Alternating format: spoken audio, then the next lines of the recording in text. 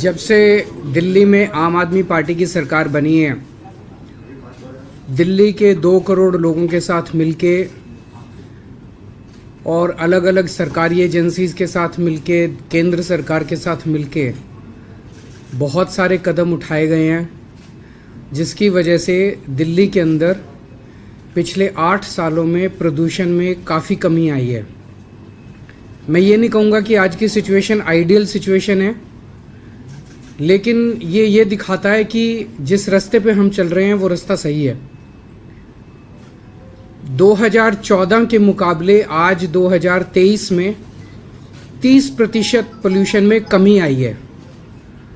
अमूमन देखने में आया कि अन्य राज्यों में या अन्य शहरों में समय के साथ प्रदूषण बढ़ा है, विकास की एक्टिविटीज़ के साथ प्रदूषण बढ़ा है, लेकिन दिल्ली में 30% पोल्यूशन की कमी है। 2014 में PM 2.5 149 होता था, आज PM 2.5 103 है। 2014 में PM 10 324 होता था, आज 223 है। तो लगभग 30% प्रदूषण में कमी आई है। एक और आंकड़ा मैं देना चाहता हूं कि 2016 में प्रदूषण के हिसाब से अच्छी हवा 109 दिन होती थी। 365 में से 109 दिन अच्छी हवा होती थी। ये संख्या बढ़ के 163 हो गई है। अब साल में 163 दिन अच्छी हवा होती है। 2016 में जो सीवियर पोल्यूशन होता था, बहुत खराब, ऐसे 26 दिन होते थे। अब ये संख्या घट के केवल 6 दिन रह गए हैं, जो बहुत खराब दिन होते हैं पूरे साल में। इसी दिशा में हमने इसमें कैंपेन चलाया पिछले कई सालों से, युद्ध प्रदूषण के विरुद्ध।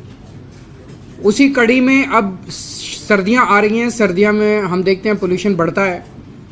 पोल्यूशन को सर्दियों में पोल्यूशन को कम करने के लिए एक 15 पॉइंट विंटर एक्शन प्लान बनाया है, लेकिन उसके पहले मैं आपका ध्यान कुछ जो स्टेप्स लिए गए पिछले कुछ वर्षों में उनकी तरफ ध्यान दिलाना चाहूँगा, जिसकी वजह से प्रदूषण कम हुआ। उसके बाद हम 15 पॉइंट एक्शन प्लान पे आएंगे। एक काम किया गया कि बसें, पहले दिल्ली में पिछले कई वर्षों से बसों की खरीद नहीं हुई थी और उसकी वजह से लगभग 15 साल कोई बसें नहीं खरीदी गई दिल्ली में। तो उसकी वजह से दिल्ली में बसों की काफ़ी कमी हो गई, पब्लिक ट्रांसपोर्ट ख़राब हो गया, लोग अपने प्राइवेट ट्रांसपोर्ट पे शिफ्ट करने लगे। लेकिन पिछले दिनों में, पिछले 2-3 साल में हमने बहुत बड़े स्केल के ऊपर न केवल बसें खरीदी हैं, बल्कि इलेक्ट्रिक बसें खरीदी हैं। तो आज दिल्ली में, आज तक के दिल्ली के इतिहास में सबसे ज़्यादा बसें दिल्ली में हैं। 7135 बसें अभी दिल्ली की सड़कों पे हैं। इतनी बसें पहले कभी नहीं थी दिल्ली में। इनमें से 800 इलेक्ट्रिक बसें हैं। 2020 में हमने इलेक्ट्रिक व्हीकल पॉलिसी लॉन्च की थी, केवल बसों के लिए नहीं, सभी के लिए, प्राइवेट सेक्टर के लिए भी। और ये पॉलिसी देश ने, दुनिया भर में इसकी सराहना हो रही है। और आज दिल्ली के अंदर जितने बड़े स्केल के ऊपर इलेक्ट्रिक व्हीकल्स खरीदे जा रहे हैं, ये शायद पूरी दुनिया में सबसे ज़्यादा है। आज जितने व्हीकल्स रजिस्टर होते हैं, नए व्हीकल्स आज जितने खरीदे जाते हैं दिल्ली में, उसमें 17% व्हीकल्स ई व्हीकल्स खरीदे जाते हैं।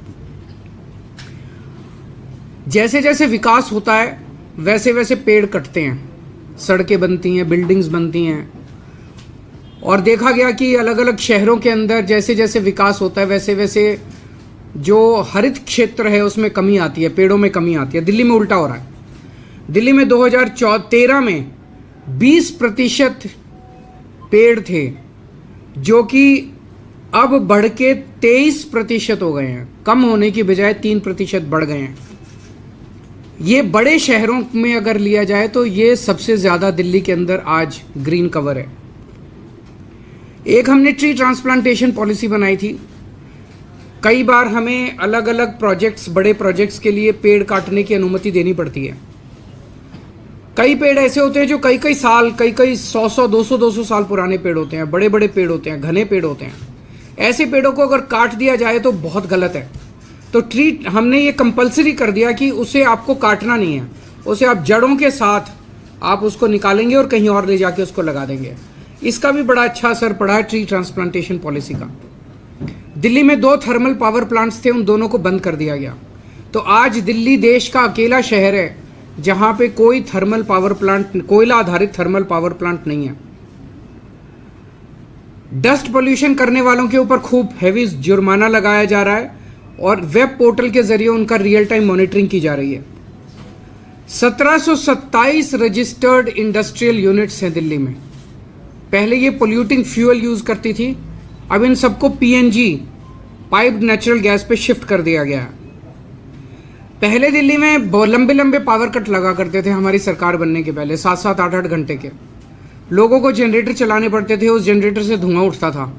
अब दिल्ली में 24 घंटे बिजली आती है जिसकी वजह से कोई धुआं नहीं उठता, कोई जनरेटर का इस्तेमाल की जरूरत नहीं पड़ती। और केंद्र सरकार ने दिल्ली के दोनों तरफ पेरिफेरल एक्सप्रेसवे बनाए हैं, तो जो व्हीकल्स दिल्ली के लिए डेस्टाइंड नहीं है, दिल्ली में उनका काम नहीं है और पहले दिल्ली से केवल क्रॉस करके यूपी जाया करते थे या यूपी से, वो व्हीकल्स अब पेरिफेरल एक्सप्रेसवे इस्तेमाल करके निकल जाते हैं। वो दिल्ली के अंदर एंटर नहीं करते, जिससे पोल्यूशन में कमी आई है। अब हम आते हैं इस साल के विंटर एक्शन प्लान पे। 15 पॉइंट विंटर एक्शन प्लान है। पहला पॉइंट है कि हमने 13 हॉटस्पॉट्स आइडेंटिफाई किए हैं जहां पोल्यूशन ज़्यादा होता है। हर हॉटस्पॉट के लिए एक स्पेशल एक्शन प्लान बनाया गया है और उसके लिए एक वॉर रूम बनाया गया है। 13 स्पेशल टीम्स बनाई गई हैं और वहाँ पे पोल्यूशन को डाउन रखने के लिए स्पेशल फोकस किया जाएगा। दिल्ली में पराली जलाने को कम करने के लिए पूसा द्वारा बनाया गया बायोडिकम्पोजर पिछले 3 सालों से हम इस्तेमाल कर रहे हैं। उसके नतीजे काफ़ी अच्छे आए हैं। पिछले साल हमने 4400 एकड़ में बायोडिकम्पोजर का इस्तेमाल किया था। इस साल 5000 एकड़ में बायोडिकम्पोजर का इस्तेमाल किया जाएगा। डस्ट पोल्यूशन को कम करने के लिए कई सारे स्टेप्स उठाए हैं। एक तो ये जो कंस्ट्रक्शन साइट्स हैं, उन कंस्ट्रक्शन साइट्स पे निगरानी रखने के लिए स्पेशल टीम्स बनाई गई हैं। 591 टीम हैं। 500 स्क्वायर मीटर से ज़्यादा निर्माण साइट्स वाले डस्ट कंट्रोल करने के लिए उनको वेब पोर्टल पे रजिस्टर करना पड़ेगा और 5000 स्क्वायर मीटर से ज़्यादा का अगर कोई कंस्ट्रक्शन साइट है तो उन्हें एंटी स्मॉग गन लगाना अनिवार्य होगा। सड़कों पे भी जो सफाई करते टाइम धूल उड़ती है उसके लिए 82 मैकेनिकल रोड स्वीपिंग मशीन्स लगाई गई हैं। 530 वाटर स्प्रिंकलिंग मशीन लगाई गई हैं और 258 एंटी स्मॉग गन सड़कों के ऊपर चलेंगी विंटर के दौरान। जो व्हीकल से पोल्यूशन होता है उसको कंट्रोल करने के लिए पीयूसी सर्टिफिकेट्स की जांच करने के लिए और 10 साल से पुराने डीजल व्हीकल और 15 साल से पुराने पेट्रोल व्हीकल्स को प्रतिबंध के कंप्लायंस के लिए 385 टीम्स गठित की गई हैं। जो कंजेस्टेड एरियाज है जहां ट्रैफिक ज़्यादा रहता है वहां पे व्हीकल खड़ा हो जाता है और व्हीकल खड़ा होकर वहां पे पोल्यूशन करता है, ऐसे 90 सड़कों की पहचान की गई है और वहां पे ऑल्टरनेट रूट्स प्रोवाइड करे जाएंगे। उसको प्रचारित किया जाएगा कि आप इसको अवॉइड कीजिए, इस सड़क को आप यहाँ से निकल सकते हैं। खुले में कूड़ा जलाने पे प्रतिबंध है और 611 टीमों का गठन किया गया है जो इसके ऊपर निगरानी रखेंगी।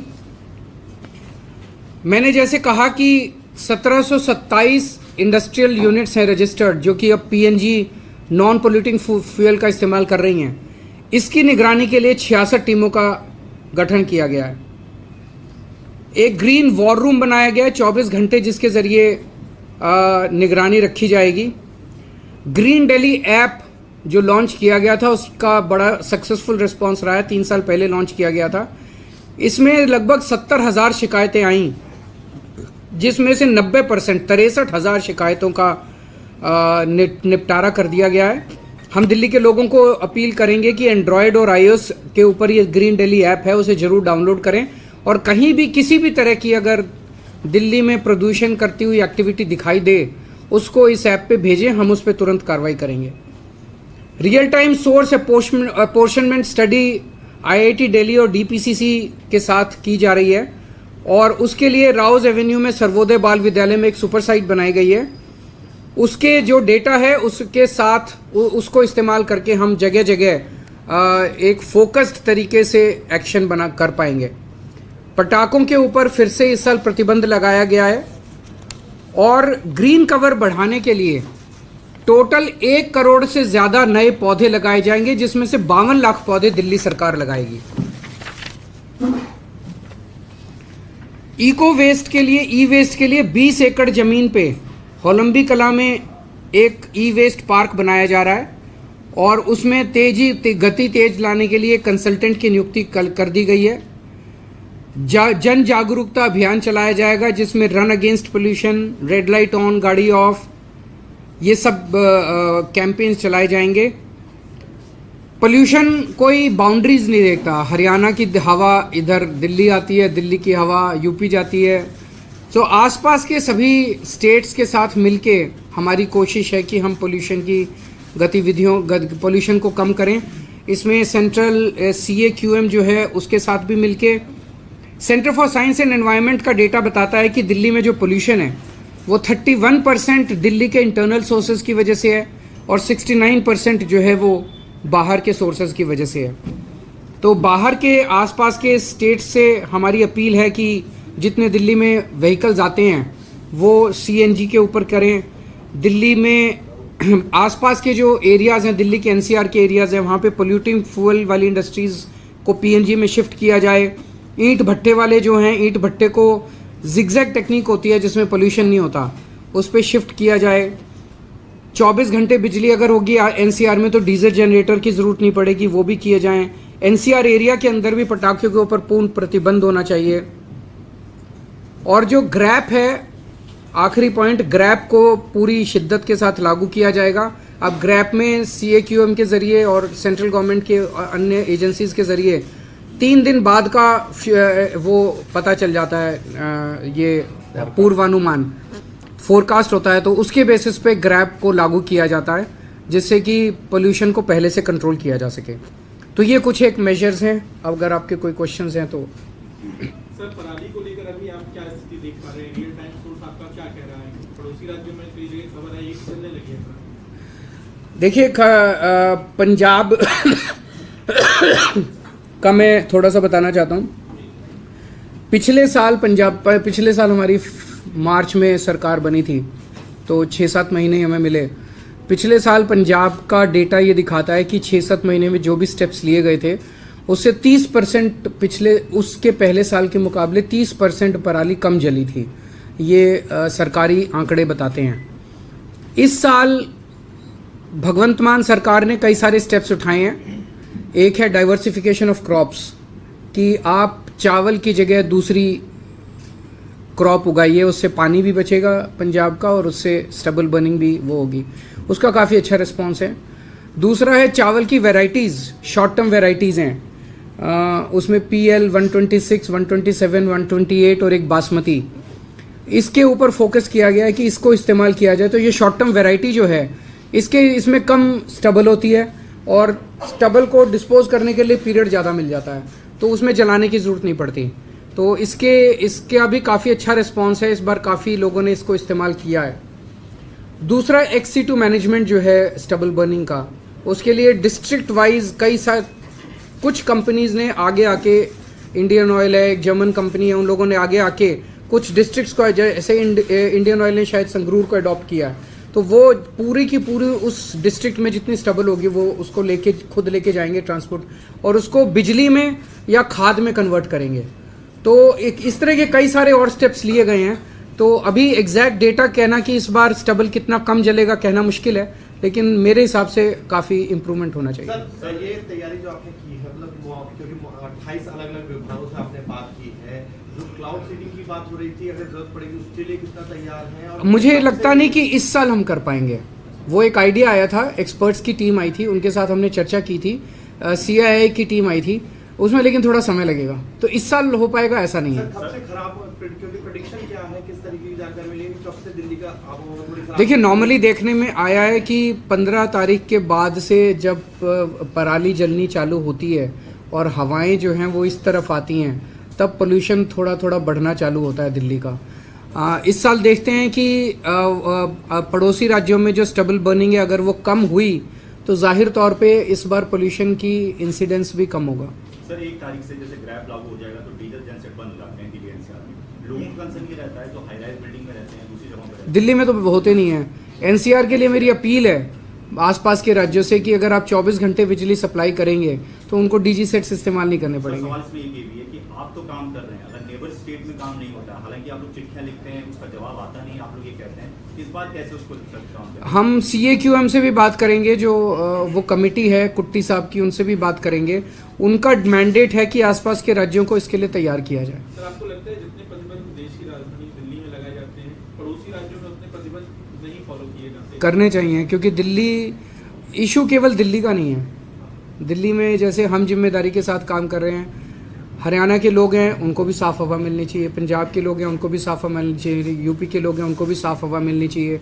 क्योंकि दिल्ली देश की राजधानी है, मीडिया का सबसे ज़्यादा फोकस दिल्ली पे होता है। सो थोड़ा सा फोकस अगर आप लोग भी अपना आसपास शिफ्ट करोगे तो वो भी तेज़ी से काम करेंगे। एक संयुक्त मीटिंग होनी चाहिए, क्योंकि वो भी होनी चाहिए। मुझे लगता है कि अगर सभी की मीटिंग अगर या तो CAQM बुला ले या केंद्र सरकार बुला ले तो उसके ऊपर एक जॉइंट प्लान बनाया जा सकता है। Sir, would you like to take a question on the politics in Punjab about Aam Aadmi Party, the constant fight that is happening between AAP and Congress, with Congress leaders being arrested, and they have approached their high command to say that we are not happy with the way Bhagwan Mann is acting, and they are calling it vendetta.